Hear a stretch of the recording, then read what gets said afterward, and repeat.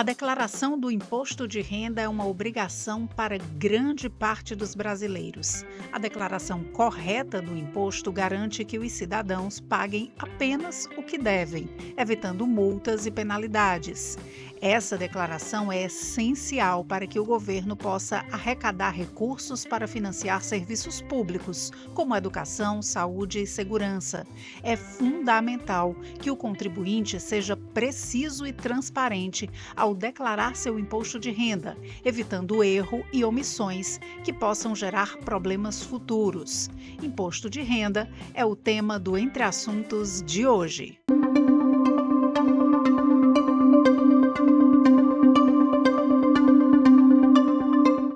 Para esclarecer todos os pontos sobre a declaração do imposto de renda e também algumas curiosidades, eu recebo aqui Adriana Queiroz, que é contadora e sócia da Verte Consultoria. Adriana, muito obrigada pela presença, seja bem-vinda aqui ao Opinião CE. Muito obrigada, Elba. É um prazer estar aqui. É um prazer. Muito obrigada ao pessoal do Opinião pelo convite. É sempre um prazer falar para vocês e falar sobre um assunto que está aí começando a voltar à pauta e também um assunto que é muito corriqueiro no meu dia a dia. Adriana, vamos então começar dando aquelas informações básicas, né? O que é, quem precisa, a grande pergunta, quem precisa declarar o imposto de renda? Por mais que seja um assunto que todo ano venha em pauta, mas também surgem muitas dúvidas. Sempre a gente tem perguntas, mas eu preciso declarar porque eu comprei um carro, eu preciso declarar porque eu fiz uma viagem internacional. Então, assim, vamos esclarecer, são várias as hipóteses em que obrigam o contribuinte a declarar, a estar ali sujeito a prestar contas ao leão. Mas, assim, nem todas a gente vai aqui especificar, mas vamos para as gerais. Se eu sou uma pessoa física residente no Brasil em 31 de dezembro de 2024, a gente está falando do ano calendário 2024, e eu tive rendimento que foi tributável acima de 30.639, eu preciso declarar a Receita Federal. Essa é a hipótese mais comum. Eu sou um seletista, eu sou um servidor público, eu presto serviços de forma física a empresas ou a outras pessoas físicas. Eu preciso ver se no montante do ano eu tenho esse valor acumulado e prestar contas à Receita Federal. Outra hipótese é muito comum.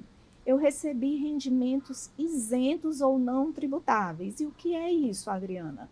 Recebi uma pensão alimentícia que hoje é isenta, acima de R$200 mil o acumulado do ano. Ou recebi uma causa na justiça, que foi ali uma indenização, ou trabalhista, ou outro tipo de causa, acima de R$200 mil. Acima desse valor, eu me obrigo a declarar. Eu tenho um patrimônio, essa é a mais comum, que as pessoas têm muita dúvida. Aí eu tenho uma casa, eu dei entrada numa casa, mas eu não tenho renda tributável nesse volume de 30 mil que me obriga. Mas eu tenho uma casa que eu comecei a dar entrada, eu me obrigo a declarar, ou eu dei entrada num carro, numa moto. Também não. Só se eu tenho um patrimônio acima de R$800 mil, aí sim caio em hipótese de obrigatoriedade.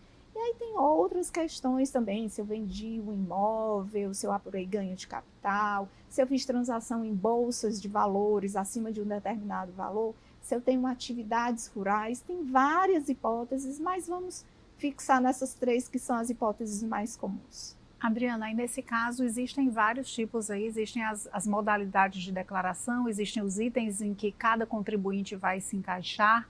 Onde eu posso buscar essa informação de forma, a gente sabe que a internet está aí cheia de informação, é sim uma fonte de informação para o contribuinte, mas qual o caminho mais seguro? Procurar de fato uma ajuda especializada ou para as pessoas que têm um patrimônio menor, uma renda menor, ela consegue sozinha identificar esses pontos? Qual a orientação profissional para isso? Vamos lá. A gente tem dois tipos de modelo de declaração, a simplificada e a completa. Na simplificada é aquela que a própria Receita Federal te dá um desconto, um abatimento sobre aquela base de cálculo que você lançou lá, sobre os seus rendimentos, para calcular o imposto. Na completa, é aquele modelo em que você vai colocar todas as suas rendas, todas as deduções permitidas, os dependentes, e nas duas você tem que colocar a sua questão patrimonial. Aí você me perguntou, dá para fazer sozinho? Dá. Dá para fazer, sabe por quê? Porque o programa hoje é muito autoexplicativo. Ele tem perguntas e respostas lá que te ajuda bastante.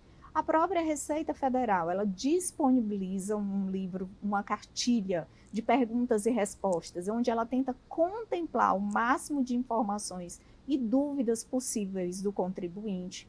Mas, claro, se você não se sente seguro, uma ajuda profissional qualificada que possa te orientar como fazer ou como declarar itens que você tem dúvida é o indicado.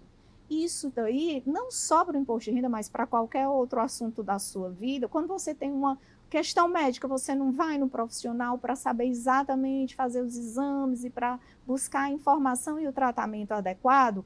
Às vezes você até trata com o chazinho da vovó, mas o adequado é você buscar o profissional que é qualificado e que estudou para isso. Então, na declaração de imposto de renda, embora não seja obrigatório ter um profissional para te ajudar, mas a gente indica que faça por contas que são específicas, principalmente quando você tem múltiplas fontes pagadoras, quando você tem um patrimônio que precisa ser declarado de forma adequada, quando você tem transações em bolsas de valores que são itens muito específicos, quando você tem despesas que você não sabe se são dedutíveis ou não sabe como lança.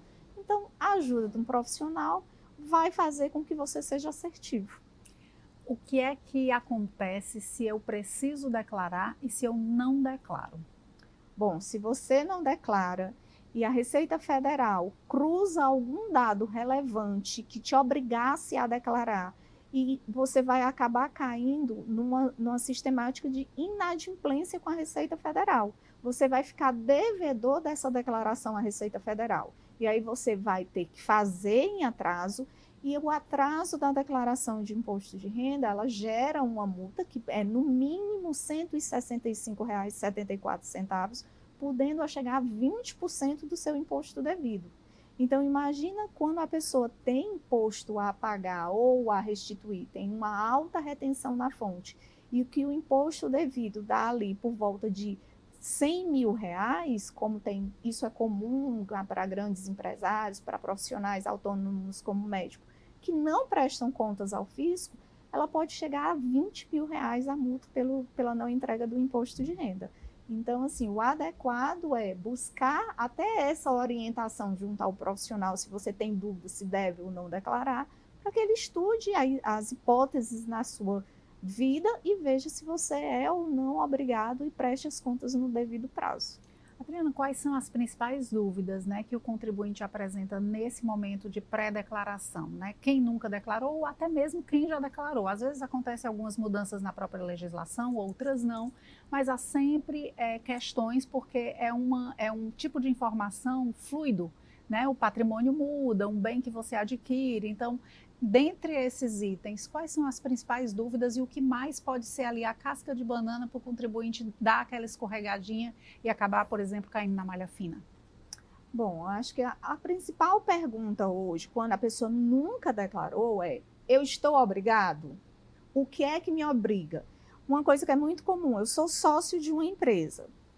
Uma participação, às vezes, até que não é efetiva, é uma participação societária, porque o pai colocou, um irmão pediu para compor o quadro societário, ela nem atribui renda àquela pessoa, ela nem retira nada. Mas só o fato de ser sócia, eu sou obrigada porque sou sócia? Não. Antigamente ficou essa cultura e as pessoas ainda trazem muito essa dúvida. Ser sócio me obriga? Não. Você pode estar obrigado pelas outras hipóteses. Então, uma das principais dúvidas quando a pessoa nunca declarou é: estou ou não obrigado? E superada essa etapa, a dúvida vem: o que é que eu preciso declarar? E aí vai, desde os seus dependentes legais, todas as suas despesas que são dedutíveis, caso você opte pelo modelo completo, todas as despesas com educação, com médicos, com aluguéis, com taxas de aluguéis às imobiliárias, todas as despesas que você tem, sendo elas dedutíveis ou não, você tem que declarar à Receita Federal, planos de previdência privada e pública, tudo isso você precisa organizar a documentação e declarar. Vem a parte patrimonial. O que é que eu tenho que declarar do meu patrimônio? Tudo. Se você está prestando contas à Receita Federal com relação à sua questão fiscal, a sua questão patrimonial naturalmente é envolvida. Tem uns limites que dizem assim, se eu tiver uma conta abaixo de R$ 140 de saldo, que é um valor que é hoje praticamente irrisório, eu preciso declarar? Não. Se eu tiver essa conta ali com menos de R$ 140, ela não precisa ser declarada. Acima disso, por isso que eu digo, se você tem qualquer patrimônio, você vai ter que declarar. Então, se eu tenho carro, casa, ação, conta bancária, investimento, aplicação, previdência privada, tudo isso é patrimonial seu e precisa ser declarado. Então tem que ser observado cada detalhe. Agora tem uma dúvida também que é bem constante, é o que eu posso ter de desconto ali, apresentando a documentação de dedução na minha declaração, né? Quais são os itens mais... A gente sabe que é educação, pagamento de escola, mas existe também um teto, né? Não é tudo, não é... Tem um limite. Quais são essas regrinhas básicas mais comuns desses itens que fazem mais parte do cotidiano das pessoas? Educação é o único hoje que ainda tem um teto, né? Assim, que hoje assim, é o mais comum, pelo menos, que tem um teto. Hoje ainda por volta de R$ 3.500, então assim, é um teto que não se atualiza, a gente sabe que muitas vezes isso é uma mensalidade de uma escola boa privada ou de uma faculdade boa privada, então assim, é um teto que infelizmente o governo nunca teve o interesse e não atualizou. O que hoje a gente tem de despesas que podem ser amplamente deduzidas são as médicas, e isso não tem um limite legal, tem um limite de controle da Receita. A gente sabe que a Receita controla, quando tem um excesso, ela pede para comprovar, ou quando falta algum cruzamento de dados.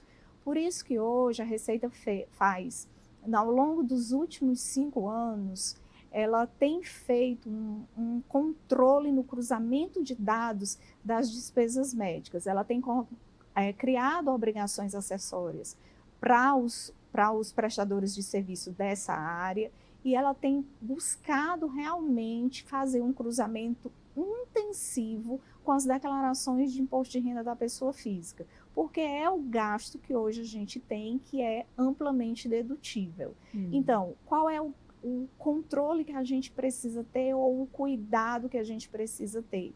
Armazenar a documentação quando for declarar, não declarar só porque eu tenho o Pix do médico. Mas eu fiz o Pix do médico na época, foi no CPF dele, eu tenho o valor, eu tenho a data e tenho um comprovante desse Pix com o CPF, eu quero que deduza. Se você for chamado à Receita Federal, ela vai querer que você tenha o documento que comprove aquilo dali também. A nota fiscal, no caso. Ou a nota fiscal ou um recibo médico, se foi na pessoa física do médico. Então, assim, é guardar todos esses comprovantes de plano de saúde, plano odontológico, consultas médicas, terapias com psicólogos, com terapeutas ocupacionais, com fonoaudiólogos, com fisioterapeutas, guardar todos esses comprovantes e mais. A Receita Federal, quando ela chama alguém para comprovar, ela exige que você tenha o documento e o comprovante de pagamento. Então, se você pagou em espécie, ter uma nota e um recibo. Se você pagou via Pix ou via transferência bancária, você ter esse comprovante dessa transferência, ou se foi via cartão de crédito, o comprovante do cartão de crédito também que você pagou. Aí tem outras despesas, né? Despesas com previdência privada, que também hoje tem um limite de 6% do imposto devido.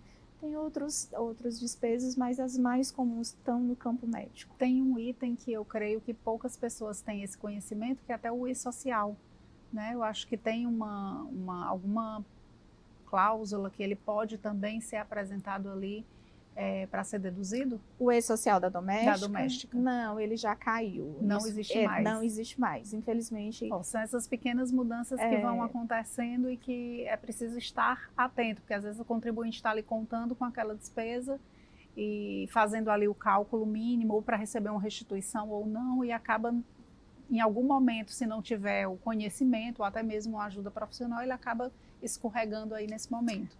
O E-Social da doméstica, né, a questão da assinatura da carteira foi uma ação do governo para incentivar as pessoas e mudar a cultura com relação ao empregado doméstico, para assinar a carteira, e foi um incentivo que foi dado, mas isso já caiu há algum tempo e hoje já não é mais dedutível como despesa do imposto de renda.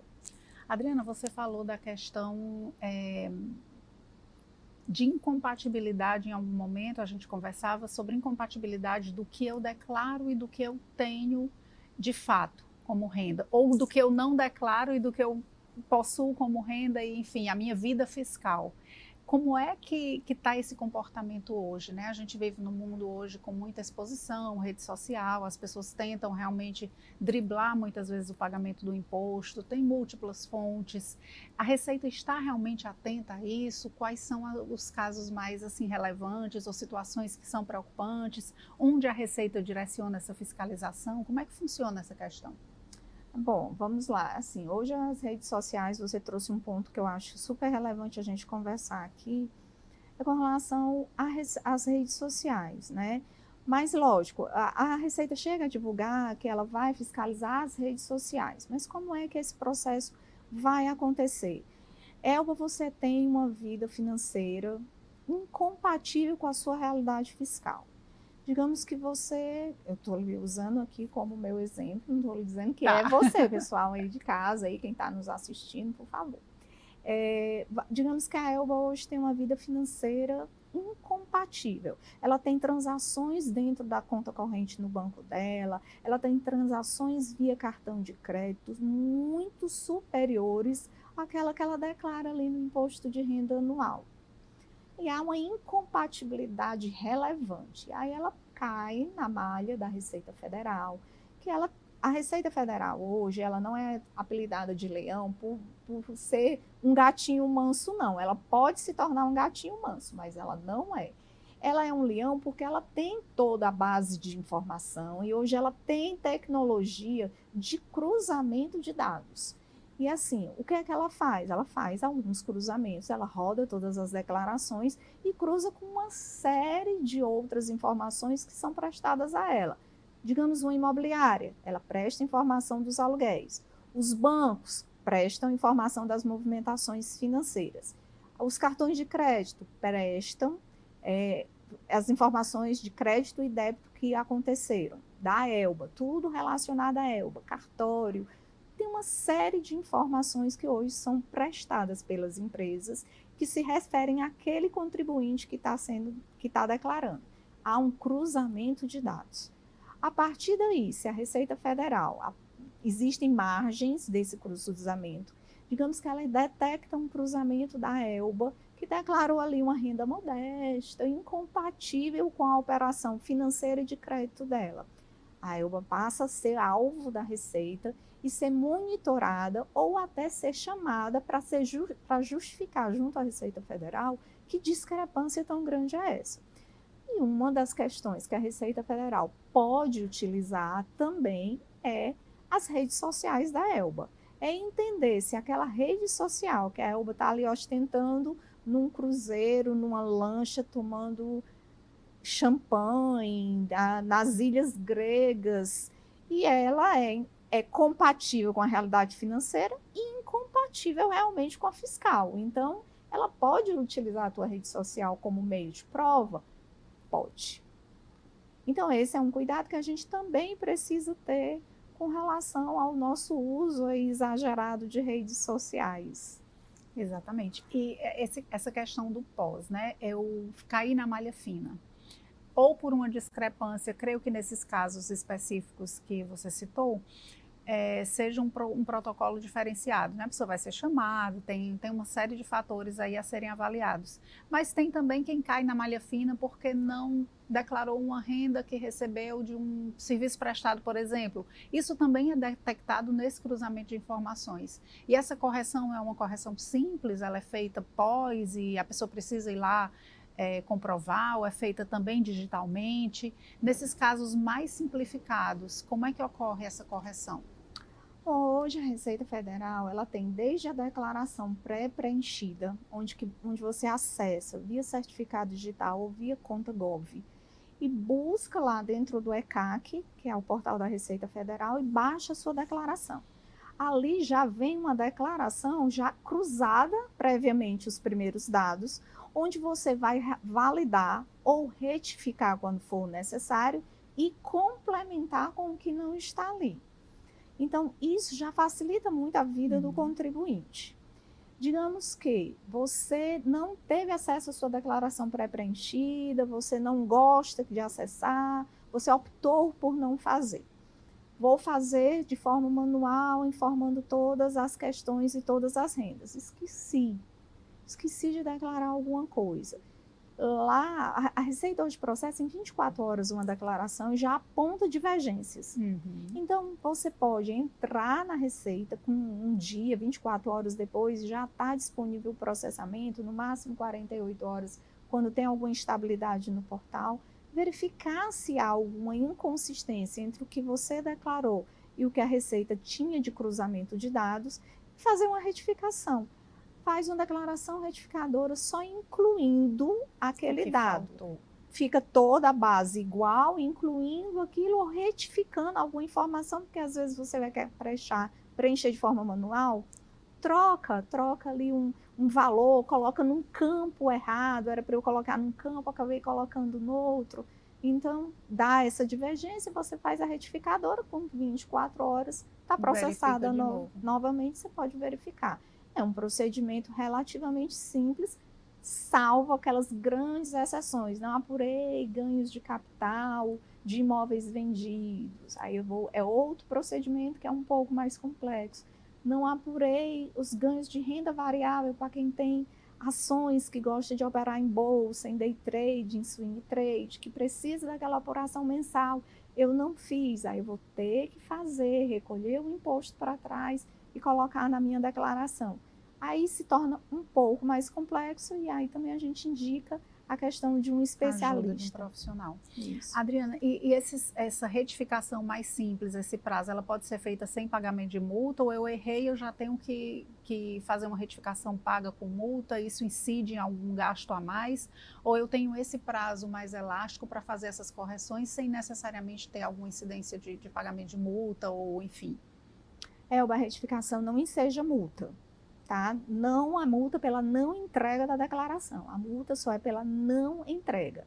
Eu entreguei, apresentou divergência, ou eu lembrei que eu tinha mais alguma coisa para informar e quero retificar, pode retificar tranquilamente, não enseja multa. O que é que pode acontecer? É que eu esqueci de colocar uma fonte pagadora. E aí eu entreguei, não olhei o processamento, ou deixei ali para entregar de última hora, tinha imposto a pagar, paguei. Só que na hora que eu inseri uma nova fonte pagadora, o meu imposto pode aumentar. E aí eu vou ter um imposto em atraso, e aí vai gerar multas e juros sobre o imposto que está em atraso, não pela retificação da declaração. Então, esse cuidado é que a gente precisa ter, e o que a gente orienta? Faça com antecedência. A gente tem um prazo que vai do dia 17 de março a 31 de maio.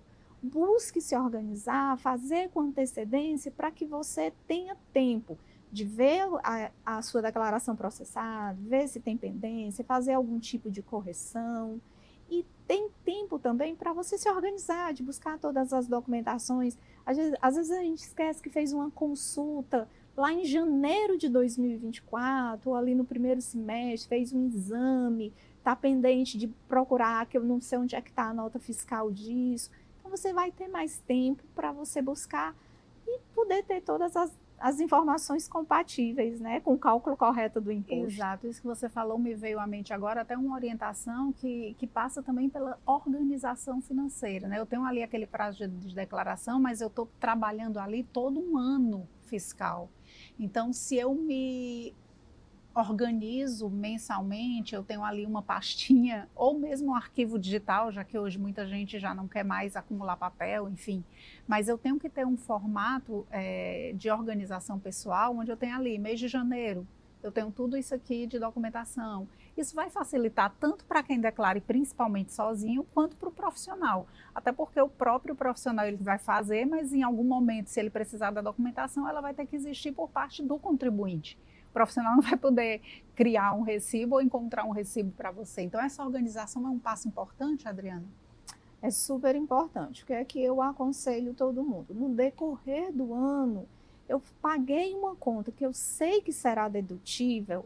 Paguei, lógico que hoje a gente tem os acumulados. Eu pago a escola mensalmente do filho. Eu sei que no final do ano eu vou ter uma declaração única para fins de imposto de renda. Eu vou pagar o plano de saúde, eu também, o plano de saúde, ele vai me dar uma declaração anual que vai validar todos os meus pagamentos. Mas, digamos assim, eu fiz uma consulta, um exame, eu paguei algo que é dedutível, mas que é pontual, guarda aquilo dali, ou na pastinha, se for de forma física, e cada vez menos de forma física, ou numa pasta no seu computador, no seu próprio WhatsApp, cria ali um grupo com você mesmo. Se você tem esse hábito de ter um WhatsApp com backup, que você tem uma segurança da nuvem que está sendo backupeada, todas as informações, cria um grupo ali com você mesmo, declaração de imposto de renda, e aí você vai fomentando esse grupo para você não se perder, não esquecer no próximo ano. Eu costumo fazer, eu sou da época que eu ainda gosto de pegar no papel mesmo, né? Eu gosto de ter o documento físico, então eu costumo fazer assim, eu boto um itemzinho lá, contadora. E aí tudo que eu creio que seja um documento que vai entrar em uma declaração ou que eu vá precisar de uma comprovação, eu vou colocando tudo ali dentro daquele espaço. Né? Nem faço mês a mês, eu deixo só uma pasta ali anual e eu junto tudo ali, porque também é mais fácil na hora de você precisar, você ter onde buscar. E a outra questão é, até quando eu preciso guardar essa comprovação? Quando encerra, a minha declaração está aprovada, não fui para a malha fina, está tudo ok, eu já posso me desfazer daquelas comprovações ou eu tenho um tempo ainda que eu preciso armazenar essa documentação? Assim, ó, é claro que com a tecnologia, quando a declaração é processada e principalmente você é restituído, raramente vai acontecer de você ter que prestar contas ao fisco. Mas pode. A legislação fala de 5 anos. O fisco pode vir lhe procurar, pedir explicações sobre aquela sua declaração ou sobre aqueles comprovantes em até 5 anos. Claro que a gente tem uma legislação que não acompanhou a tecnologia. A gente sabe que hoje isso acontece muito de forma online. É tanto que você tem uma declaração que pode ser processada em 24 horas e já apontar divergências ou não. Então, a gente fica um pouco mais tranquilo, a declaração está processada, paguei o imposto quando devido, ou caiu a restituição, recebi. A gente fica mais tranquilo? Fica. Mas isso não impede, porque a gente tem uma legislação que ampara a Receita Federal, de em até 5 anos ela vir pedir algum tipo de esclarecimento sobre aquilo que foi declarado. Então, a gente diz o seguinte, guarde 5 anos. Adriana, eu queria fazer uma pergunta de mais de uma orientação para as pessoas, que você falasse o que é que eu posso fazer, que eu preciso fazer para ter uma vida fiscal tranquila. Quais são as orientações contábeis hoje? Isso se aplicando a um perfil mais comum entre os contribuintes, não o grande empresário, a pessoa que movimenta milhões, porque essa pessoa provavelmente tem um profissional que auxilie, mas para a gente falar para uma grande massa que não tem acesso a um profissional específico e que quer ter uma vida fiscal organizada, né? O que é que eu preciso ter para ter essa vida fiscal equilibrada? Eu acho que tudo passa pelo que você já trouxe, o controle, tá? Eu acho que tem 2 coisas, e aí eu vou te dar um gancho para a gente conversar um pouquinho mais sobre o cartão de crédito. cartão de crédito, ele pode ser um grande aliado ou uma grande armadilha. Por quê? Porque você vai gastando e aí muita gente não controla, não checa. E quando vê o cartão de crédito, tá uma bola de neve. Principalmente pessoas que gostam de parcelar. Lógico que em termos financeiros, eu não estou olhando aqui para o lado financeiro. Comprar em 10, numa economia que tem uma inflação, é melhor, estou falando do termo economia, do ponto de vista do economista. Eu vou comprar em 10 aquilo que eu vou deixar de comprar em 10 o que eu posso comprar, ia comprar em uma vez se não tem diferença nenhuma de valor. Lógico que em termos de economia num lugar que tem inflação como o Brasil, que a gente sabe que tem, é melhor você parcelar de 10 vezes. Mas se você não tiver controle, não faça isso. Eu sou da cultura, eu como contadora, que tenho toda essa noção de uma economia tributária ou de uma economia de valores. Se eu parcelar algo que eu poder parcelar em 10, aquilo que eu ia pagar de uma vez, fazer em 10 vezes, eu não gosto. Eu sou da partidária de que se eu for comprar algo, eu prefiro comprar à vista, mesmo sem ter um desconto, ou tendo um desconto pouco relevante, ou pagar só de uma ou duas vezes no cartão, para que eu não perca o controle, porque a gente acaba, nossa memória, esquecendo daquela parcela. E aí vai, parcela uma coisa, parcela outra coisa, de repente você está com o custo do cartão de crédito de parcelamentos já comprometendo muito o teu orçamento. Mas você precisa sobreviver, precisa continuar comprando, alimentação, transporte. E aí você tem os gastos do dia a dia. Então, eu acho que uma coisa que se eu puder dar uma opinião para uma pessoa de população em geral, é cuidado com os gastos de cartão de crédito. Esse é o grande vilão da nossa humanidade hoje. Se você puder comparar em poucas parcelas, numa única parcela, ou até em débito, para o seu controle financeiro fica mais adequado. Maravilha, é uma grande orientação. E Adriana, para encerrar, eu queria que você fizesse as considerações finais, o que você gostaria de acrescentar aí para o nosso público, que você acha relevante, e deixasse também os seus contatos, né, como as pessoas podem encontrar a Adriana, sua empresa, tirar alguma dúvida. Faça as considerações finais, por favor. Elba, uma coisa que eu gostaria de também deixar aqui como dica para todo mundo, que foi a pauta do tema anterior do cartão de crédito, cuidado com o uso do cartão de crédito para terceiros. O que é que tem acontecido e já chegou a mim mais de uma vez essa situação? Chega uma pessoa que não foi orientada ou pelo seu contador, ou porque caiu naquela brincadeira assim, vou fazer um curso de milhas e agora eu vou ter milhas para viajar pelo mundo. E aí, nesses cursos de milha, eles orientam o quê? Use o cartão de crédito. Use o cartão de crédito para pagar contas pessoais, para pagar contas da sua casa. Ao invés de pagar o boleto, pega o boleto, parcela no cartão de crédito. A conta de energia, paga no cartão de crédito. Use o cartão de crédito para pagar as contas da empresa. E aí é uma atecnia para a gente, porque a gente não pode confundir pessoa física e pessoa jurídica. E aí já chegou situações para mim que a pessoa tinha uma renda comprovada de R$5.000 e tinha um volume de cartão de crédito de R$80.000. Totalmente incompatível, cai naquela história que conversamos no início. Uma vida financeira incompatível com uma vida fiscal. Até eu provar que aquelas contas não são minhas, são do meu vizinho, são da minha mãe, são de um amigo que eu parcelei num cartão, que aquelas contas são da minha casa que eu resolvi refinanciar no cartão, que são da empresa, não são minha. Até eu conseguir comprovar tudo isso para a Receita, eu preciso estar com tudo muito amarrado. Se eu comprei para você, Elba, no meu cartão, eu preciso comprovar que a nota fiscal foi para você, que só foi usado o meu meio de pagamento e que você me ressarciu desse valor. É um problema grande, eu preciso comprovar que as contas são da empresa, não são minhas. E que a empresa tem contabilidade que comprova isso e que me ressarciu. Então, cuidado, gente, com essas facilidades do mundo moderno, visando uma coisa que pode te prejudicar em outra. Essa é uma questão, acho que, extremamente relevante nesse mundo moderno. Muito mesmo. Adriana, como a gente encontra você? Passa até o contato de Instagram da empresa, como as pessoas podem, provavelmente a sua empresa alimenta aí uma rede social que pode ajudar as pessoas a tirarem dúvidas também. Passa aí os teus contatos, por favor. Bom, eu sou sócia da Vert Consultoria, como a Elba falou desde o início. Nós estamos no Instagram através do @Vert Consultoria.